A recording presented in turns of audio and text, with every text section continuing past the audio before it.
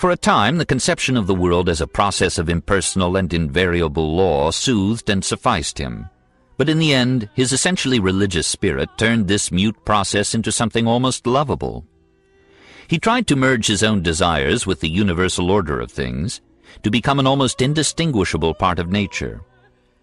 The greatest good is the knowledge of the union which the mind has with the whole nature. Indeed, our individual separateness is in a sense illusory. We are parts of the great stream of law and cause, parts of God. We are the flitting forms of a being greater than ourselves and endless while we die. Our bodies are cells in the body of the race. Our race is an incident in the drama of life. Our minds are the fitful flashes of an eternal light. Our mind, insofar as it understands, is an eternal mode of thinking, which is determined by another mode of thinking, and this one again by another, and so on to infinity, so that they all constitute at the time the eternal and infinite intellect of God. In this pantheistic merging of the individual with the all, the Orient speaks again. We hear the echo of Omar, who never called the one two, and of the old Hindu poem, "Know in thyself and all one self-same soul, banish the dream that sunders part from whole." Sometimes, said Thoreau, as I drift idly on Walden Pond, I cease to live and begin to be. As such parts of such a whole, we are immortal.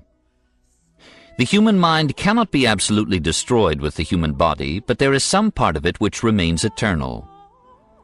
This is the part that conceives things sub specie eternitatis. The more we so conceive things, the more eternal our thought is. Spinoza is even more than usually obscure here, and after endless controversy among interpreters, his language yet speaks differently to different minds. Sometimes one imagines him to mean George Eliot's immortality by repute, whereby that which is most rational and beautiful in our thought and our lives survives us to have an almost timeless efficacy down the years.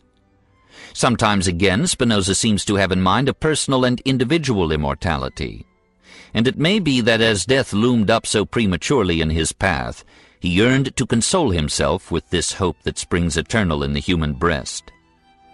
Yet he insistently differentiates eternity from everlastingness. If we pay attention to the common opinion of men, we shall see that they are conscious of the eternity of their minds, but they confuse eternity with duration, and attribute it to imagination or memory, which they believe will remain after death. But like Aristotle, Spinoza, though talking of immortality, denies the survival of personal memory. The mind can neither imagine nor recollect anything save while in the body. Nor does he believe in heavenly rewards. Those are far astray from a true estimate of virtue, who expect for their virtue, as if it were the greatest slavery, that God will adorn them with the greatest rewards, as if virtue and the serving of God were not happiness itself and the greatest liberty. Blessedness, reads the last proposition of Spinoza's book, is not the reward of virtue, but virtue itself. And perhaps in the like manner, immortality is not the reward of clear thinking, it is clear thought itself. As it carries up the past into the present and reaches out into the future, so overcoming the limits and narrowness of time, and catching the perspective that remains eternally behind the kaleidoscope of change. Such thought is immortal because every truth is permanent creation, part of the eternal acquisition of man, influencing him endlessly. Thus I have completed all I wish to show concerning the power of the mind over emotions, or the freedom of the mind, from which it is clear how much a wise man is in front of, and how stronger he is than an ignorant one, who is guided by lust alone. For an ignorant man, besides being agitated in many ways by external causes, never enjoys one true satisfaction of the mind. He lives, moreover, almost unconscious of himself, God, and things, and as soon as he ceases to be passive, ceases to be. On the contrary, the wise man, insofar as he is considered as such, is scarcely moved in spirit. He is conscious of himself, of God, and things by a certain eternal necessity. He never ceases to be, and always enjoys satisfaction of mind. All political philosophy, Spinoza thinks, must grow out of a distinction between the natural and the moral order. that is, between existence before and existence after the formation of organized societies. Spinoza supposes that men once lived in comparative isolation, without law or social organization.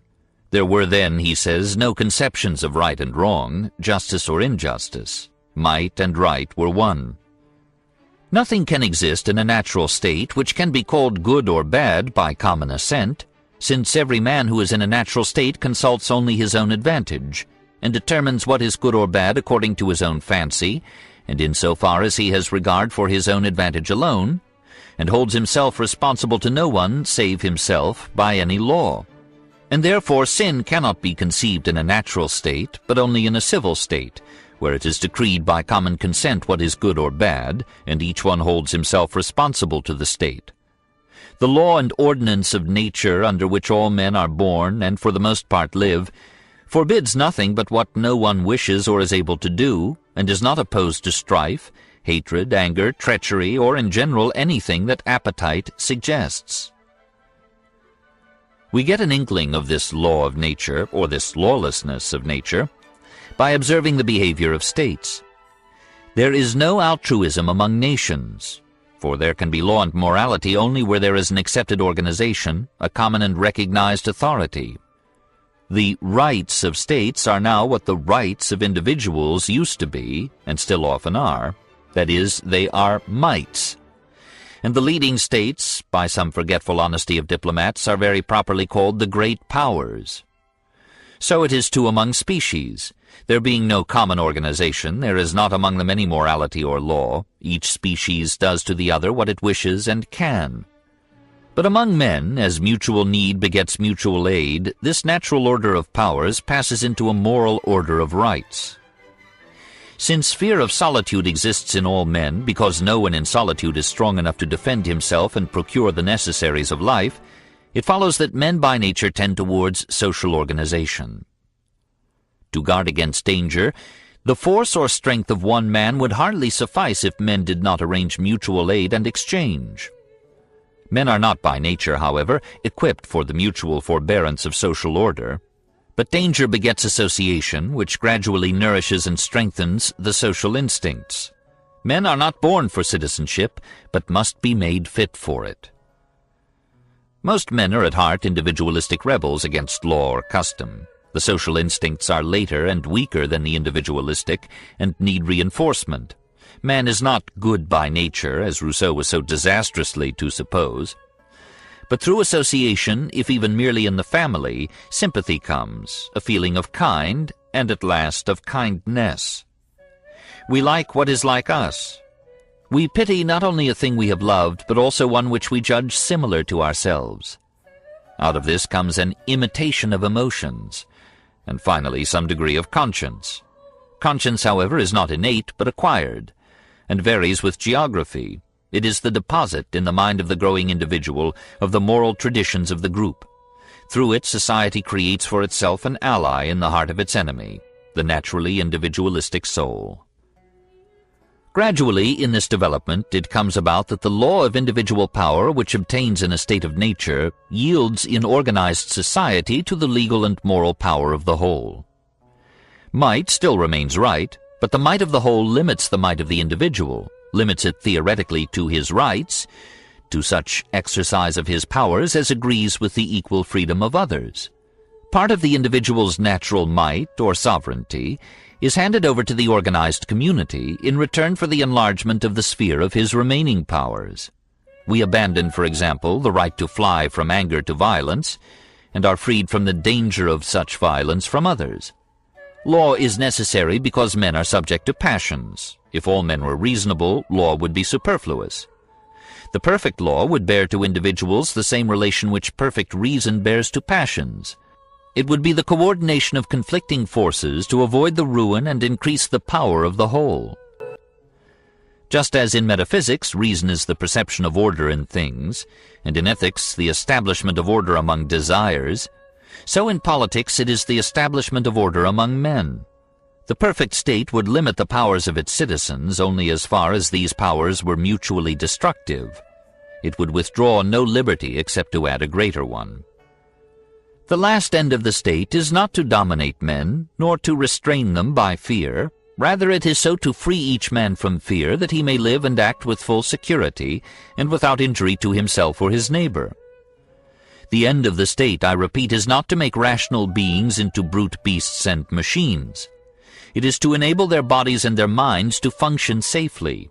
It is to lead men to live by and to exercise a free reason, that they may not waste their strength in hatred, anger, and guile, nor act unfairly toward one another. Thus the end of the state is really liberty. Freedom is the goal of the state, because the function of the state is to promote growth, and growth depends on capacity finding freedom. But what if laws stifle growth and freedom?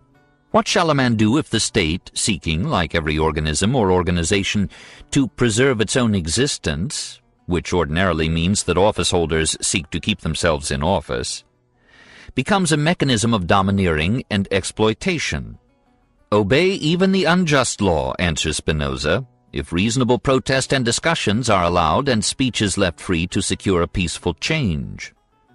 I confess that from such freedom inconveniences may sometimes arise, but what question was ever settled so wisely that no abuses could spring therefrom? Laws against free speech are subversive of all law, for men will not long respect laws which they may not criticize. The more a government strives to curtail freedom of speech, the more obstinately is it resisted, not indeed by the avaricious, but by those whom good education, sound morality, and virtue have rendered more free. Men in general are so constituted that there is nothing they will endure with so little patience as that views which they believe to be true should be counted crimes against the laws. Under such circumstances they do not think it disgraceful, but most honorable, to hold the laws in abhorrence, and to refrain from no action against the government. Laws which can be broken without any wrong to one's neighbor are counted but a laughing-stock, and so far from such laws restraining the appetites and lusts of mankind, they rather heighten them. Nitimur in vetitum semper, cupimusque negata. And Spinoza concludes, like a good American constitutionalist, if actions only could be made the ground of criminal prosecutions, and words were always allowed to pass free, sedition would be divested of every semblance of justification. The less control the state has over the mind, the better for both the citizen and the state. Spinoza, while recognizing the necessity of the state, distrusts it, knowing that power corrupts even the incorruptible. Was this not the name of Robespierre? And he does not look with equanimity upon the extension of its authority from the bodies and actions to the souls and thoughts of men. That would be the end of growth and the death of the group. So he disapproves of state control of education, especially in the universities. Academies that are founded at the public expense are instituted not so much to cultivate men's natural abilities as to restrain them. But in a free commonwealth, arts and sciences will be better cultivated to the full if everyone that asks leave is allowed to teach publicly, at his own cost and risk. His ideal apparently was higher education such as once flourished in Greece, coming not from institutions but from free individuals, sophists, who traveled from city to city and taught independently of either public or private control. These things premised, it makes no great difference what is the form of government, and Spinoza expresses only a mild preference for democracy. Any of the traditional political forms can be framed so that every man may prefer public right to private advantage. This is the task of the lawgiver. Monarchy is efficient, but oppressive and militaristic. Experience is thought to teach that it makes for peace and concord to confer the whole authority on one man. It has been the one song of those who thirst after absolute power that the interest of the state requires that its affairs should be conducted in secret. But the more such arguments disguise themselves under the mask of public welfare, the more oppressive is the slavery to which they will lead. Better that right counsels be known to enemies than that the evil secrets of tyrants should be concealed from the citizens. They who can treat secretly of the affairs of a nation have it absolutely under their authority, and as they plot against the enemy in time of war, so do they against the citizens in time of peace. Democracy is the most reasonable form of government, for in it Everyone submits to the control of authority over his actions, but not over his judgment and reason, i.e., seeing that all cannot think alike, the voice of the majority has the force of law. The military basis of this democracy should be universal military service, the citizens retaining their arms during peace. Its fiscal basis should be the single tax. The defect of democracy is its tendency to put mediocrity into power, and there is no way of avoiding this except by limiting office to men of trained skill. Numbers by themselves cannot produce wisdom, and may give the best favors of office to the grossest flatterers. The fickle disposition of the multitude almost reduces those who have experience of it to despair, for it is governed solely by emotions and not by reason. Thus, democratic government becomes a procession of brief-lived demagogues, and men of worth are loath to enter lists where they must be judged and rated by their inferiors. Sooner or later, the more capable men rebel against such a system, though they be in a minority. Hence, I think it is that democracies change into aristocracies, and those at length into monarchies. People at last prefer tyranny to chaos. Equality of power is an unstable condition. Men are by nature unequal, and he who seeks equality between unequals seeks an absurdity. Democracy has still to solve the problem of enlisting the best energies of men while giving to all alike the choice of those among the trained and fit by whom they wish to be ruled. Jacobi had brought Spinoza to the attention of Goethe. The great poet was converted, he tells us, at the first reading of the Ethics. It was precisely the philosophy for which his deepening soul had yearned. Henceforth it pervaded his poetry and his prose. It was here that he found the lesson, dass wir entsagen sollen, that we must accept the limitations which nature puts upon us. Coleridge filled his guests with Spinoza's table talk, and Wordsworth caught something of the philosopher's thought in his famous lines about something whose dwelling is the light of setting suns, and the round ocean, and the living air, and the blue sky, and in the mind of man, a motion and a spirit which impels all thinking things, all objects of all thought, and rolls through all things. Perhaps so many were influenced by Spinoza because he lends himself to so many interpretations, and yields new riches at every reading. All profound utterances have varied facets for diverse minds. One may say of Spinoza what Ecclesiastes said of wisdom. The first man knew him not perfectly, no more shall the last find him out. For his thoughts are more deep than the sea, and his counsels profounder than the great deep. On the second centenary of Spinoza's death, subscriptions were collected for the erection of a statue to him at The Hague.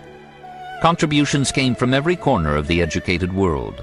Never did a monument rise upon so wide a pedestal of love.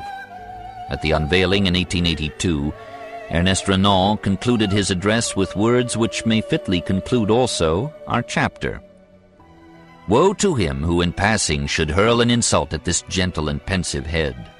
He would be punished, as all vulgar souls are punished, by his very vulgarity, and by his incapacity to conceive what is divine. This man, from his granite pedestal, will point out to all men the way of blessedness which he found, and ages hence the cultivated traveler passing by this spot will say in his heart, the truest vision ever had of God came, perhaps, here.